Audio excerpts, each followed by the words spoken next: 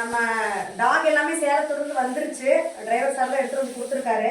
குட்டிக்கு வந்து கேஜ் வேணுன்றனால அதையும் நம்ம ஆர்டர் பண்ணி வாங்கியாச்சு. குட்டிஸ்லாம் இருக்குது. என்கிட்ட யூடியூப் வீடியோ பார்த்துட்டு என்கிட்ட நிறைய பேர் கேட்டீங்க எனக்கு குட்டி வேணும்னு.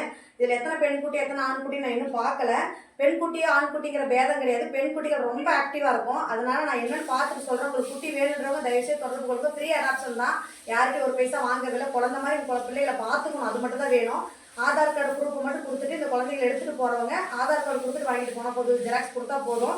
ஏன்னா நல்லா வளர்த்துறீங்களான்ற அப்பப்போ எனக்கு வீடியோ மட்டும் அனுப்பினா போதும். தடுப்பூசியெல்லாம் போட்டு கொடுத்துருவோம். பெண்குட்டியாகவே இருந்தாலும் எடுங்க, அதுதான் ரொம்ப ஆக்டிவாக இருக்கும். வீட்டையும் நல்லா பாதுகாத்துக்கும்.